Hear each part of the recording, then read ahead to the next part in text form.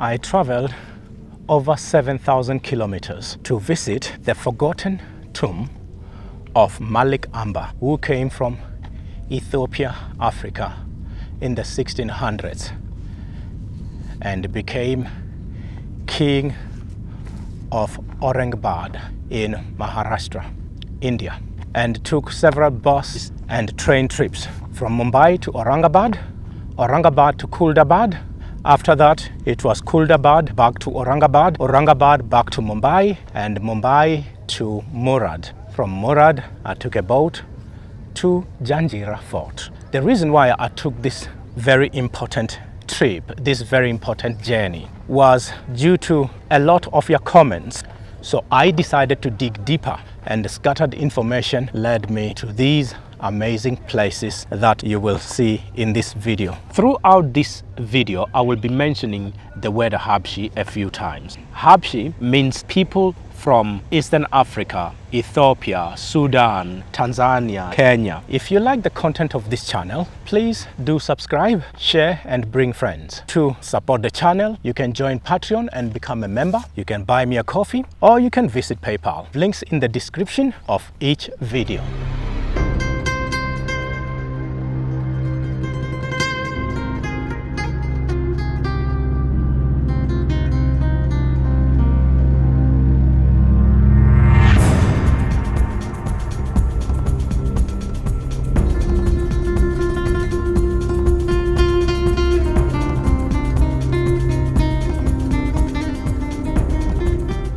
As you approach Khuldabad, you are greeted by this. As you approach Khuldabad, you are greeted by this. There's one ruin here, another one down there. There's one ruin here, another one. There's a lot of history around here. There's a lot of history around here. Let's go a little bit closer and have a look at this. Let's go a little bit closer and have a look at this.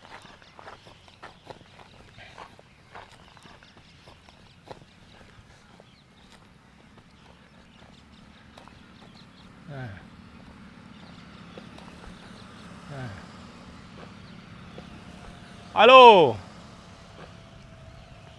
Hello. And there's another one across the street. And there's another one across the street. Let's go a little bit closer to have a look at that. Let's go a little bit closer to have a look at that.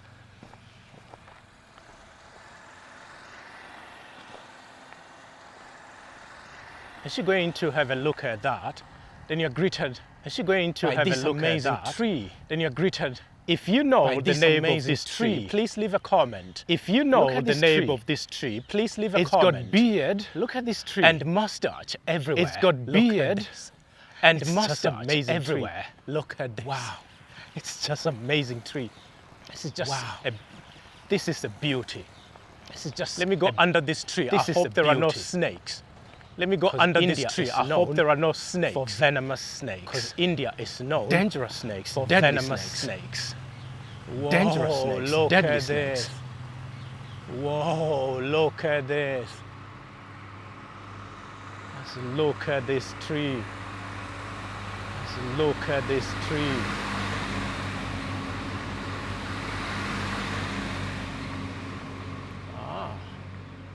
These are like roots, look at that. These are like roots, look at that.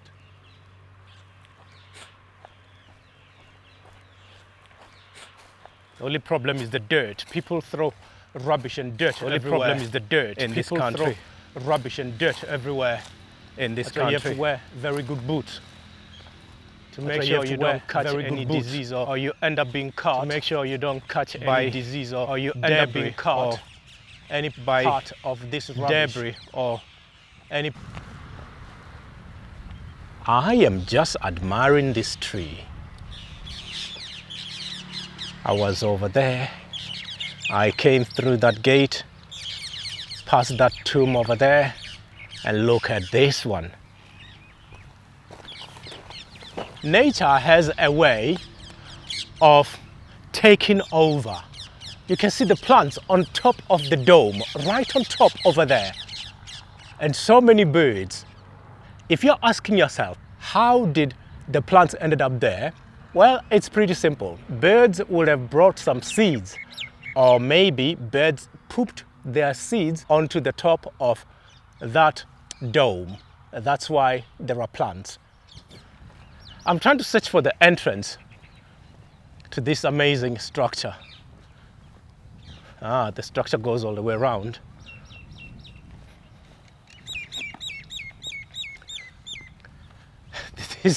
This is an amazing place. I cannot see a single tourist. It's just me here. Maybe there's a way around. Oh, there's a hole. You make a mistake, you break your leg here.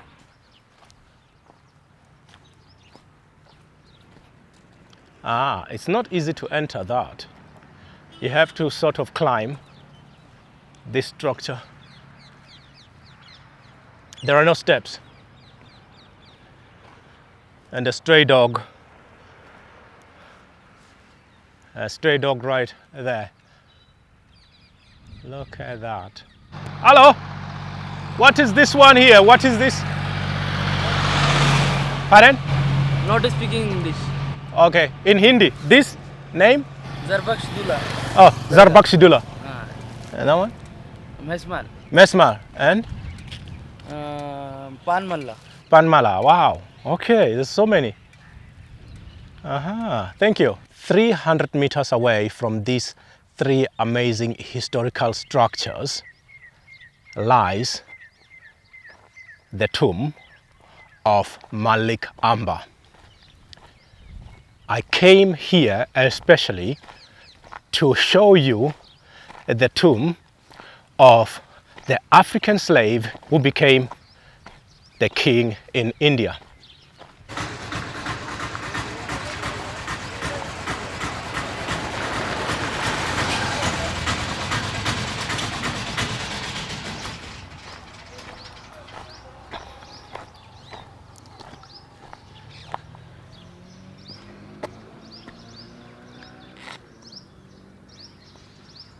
This is the town. Excuse me? Good morning. Morning. Yeah. Which one is Malik Amber's tomb? Malik Amber's tomb is Yeah. this one. Oh, this one? Yeah. Okay, and which one is Aurangzeb. Aurangzeb tombs. Yeah. Is in the village inside. Can I record you? It's okay? Who? For mine? Yes. Because your story is very good. No, I born here. This is my village. Okay. This All is right. my village, Khuldabad. Yes, okay. Actually, I work to Ellora Caves. You know Ellora Caves? Oh, yeah, yes, Ellora Caves, yes. I work of this place. But I think today no tourists, so I'm just not going. Just I go here for sitting, relax. Because I heard that there were riots and protests. They don't give allowed anybody inside. Okay. No tourists, no any local people, no going to inside because you know Muslim and Hindu people is fighting. Oh, because he was a Muslim. Yeah, you know Aurangzeb is Muslim. Yes. So the Hindu people say they put their dead body put outside. How is possible? He's I think 1,000 years inside. So how is possible they broke on this body? How is broke? It's not fair. Yes. No possible. Wow. So always is fightings. Yeah, I see a lot of these tombs. I saw 3 over there. Actually, this place of the king. Oh, this is the place of the kings. Khuldabad. Okay. Yeah, Khuldabad is my king place. Before live here a lot of king. Wow. So you see here like that, this is just king place all. Whose tomb is that one? This is the king and dead body inside. Okay. Even here, there's dead body. Everywhere. Oh, even the 3 I saw over there. Because there are so many. Yes. Before here living the all king people. Oh, all kings lived here. King lives here and king all dead bodies here. Actually, Wow. Aurangzeb also dead body and for the Khuldabad. Yes. Yeah. So the politics people, some the Hindu religions people, RSS, they people say, I don't need your Aurangzeb tombs because one time the Hindu people cut in the masjid for the Babri Masjid, India. He people also broke. So they thinking this tomb also I broke, but it's not possible. Okay. No. So I was reading the story of Aurangzeb, Malik Amber. Yeah, Malik Amber like that. When I arrived in Khuldabad, they were telling me that don't go to Khuldabad because there are riots and It is a story about my more 2 weeks is where is sticks. Nobody go to inside. Nobody come. Always news people is coming. Oh, wow. So they don't give allowed any tourists go to here. So I'm very lucky today to be here. Yeah. Aurangzeb, Muslim. Muslim. Malik Amber, Muslim. All here, this is all Muslim place. Oh, all these kings were Muslims. Muslim. And the Hindus don't want this tomb of Muslim anymore here. Yeah, they're thinking these people is very bad. They people thinking, Hindu people thinking. Yes. But I know they broke some temple. But after they help for the Muslim, they help for Hindu people, make more new temple, many temples. Many temples, Many yes. temples like that. Khuldabad, this has to be, I think the government must turn this into a historical tourist area. These also archaeology department. Ellora Caves, archaeology department. So Yes, all Ellora area, Caves. these all archaeology department. Okay. Center government. And Aurangzeb tomb also, this area are the center government, archaeology department. Okay. So it's not possible, the government also help, take that dead body. Yeah. If I didn't meet you, I wouldn't have known that this is Malik Ambar's tomb. No, because I born here, so I know here this is a many. Oh, you know all of them, all right. There's no any other information here apart from this little board. Let me see what's written on this board. Protected. This monument has been declared to be of national importance under the, I can't tell, documents and archaeological sites, and remains Act 1958. Whoever destroys or removes or injures, alters or defaces or imperils or misuses this monument shall be punished. What's interesting is there is not a single information here about Malik Amber. You ask the people who live in some small houses here in this little village, and they tell you that this is Malik Amber. It could have been that tomb, it could have been other tombs on the other side for Malik Amber.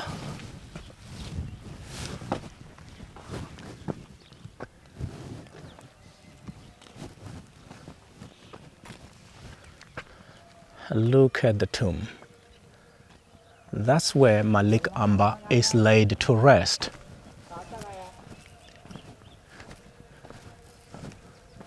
The saddest thing is the Indian government have not put any information at all.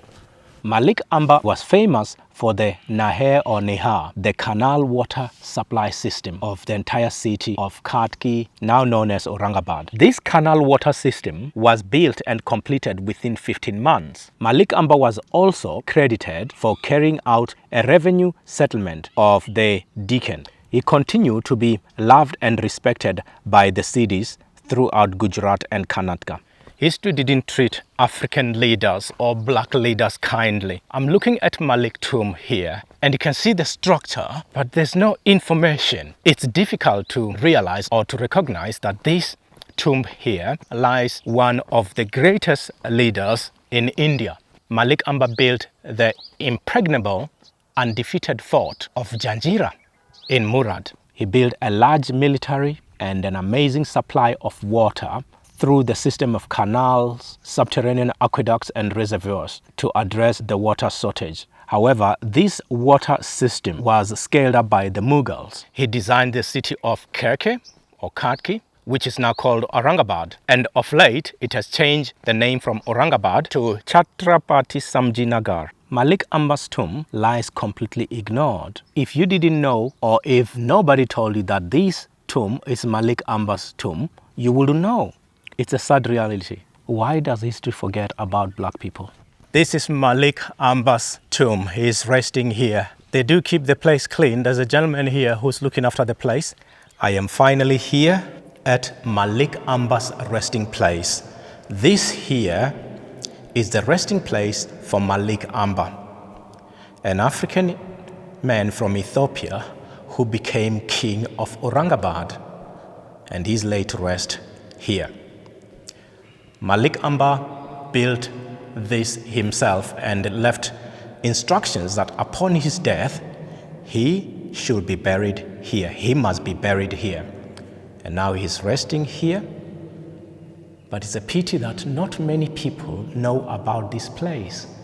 It's not very easy to find, and there are no signposts anywhere to show that this is Malik Amber's resting place. But the locals here, they know, because once you ask them local, they just point to you that is Malik Amber's resting place. Because there are many tombs here that you see and find, but this one in particular, it's a very special tomb.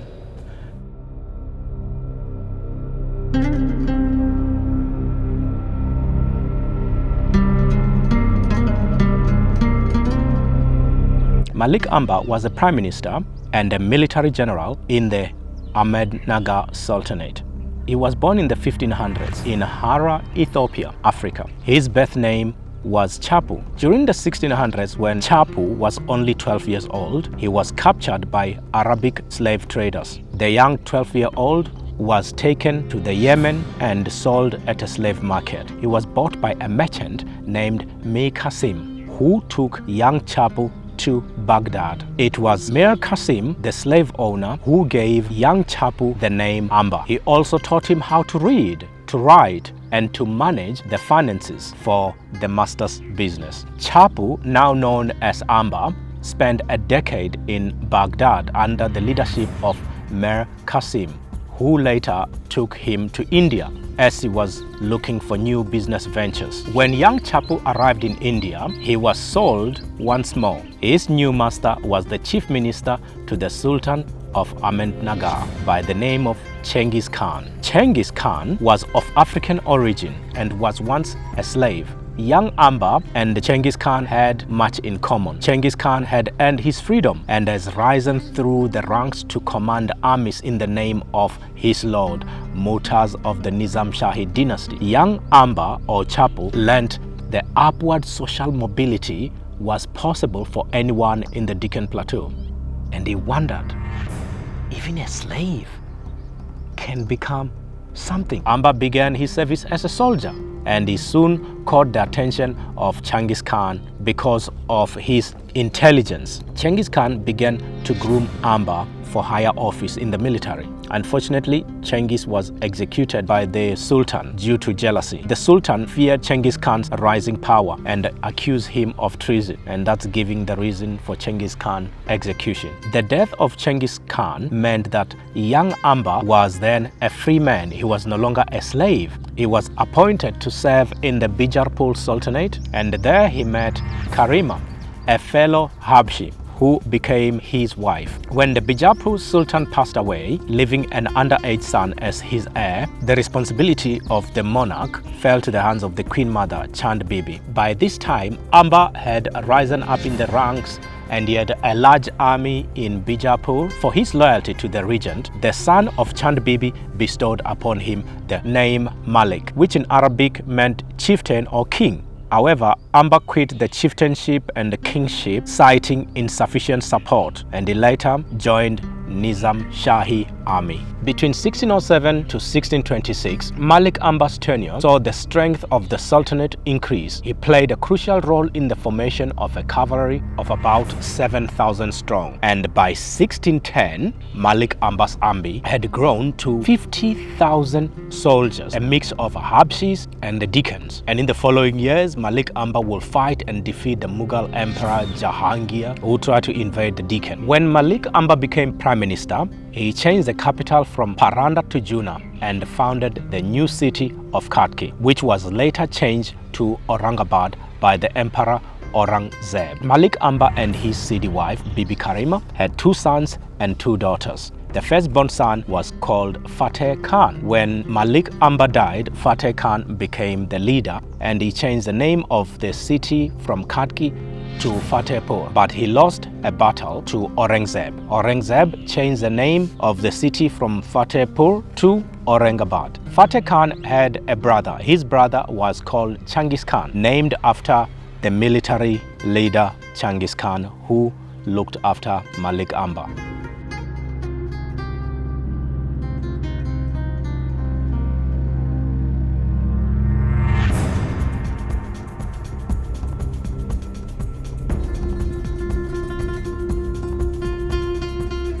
Some of the places where I walk alone will be a little bit more scary or frightening or worrying for solo travelers. I am walking alone here, not carrying a knife or anything to defend myself with, because I was told there are caves not too far from Malik Amber's resting place. Now I am walking to those caves. The caves are called Ellora Caves. I will include them in this video because they're not too far, these caves. They're only like 10 or maybe 20 minutes walk from Malik Ambar's resting place. These are the Ellora Caves, a UNESCO World Heritage Site here in Aurangabad, India. It is one of the largest rock-cut Hindu temple cave complex in the world. Some artworks dates back to the period between 600 and 1000 AD. Caves are devoted to Buddhism, Hinduism and Jainism and illustrates the spirit of tolerance. Ellora Caves have around 34 caves, 12 Buddhist, 17 Hindus and 5 Jain caves. Tourists pay around 600 rupees to go inside Ellora Caves and locals pay 40 rupees. According to historians, Ellora Caves was built by Rashtratuka King Krishna I in the 8th century. He also built the Kalisa temple.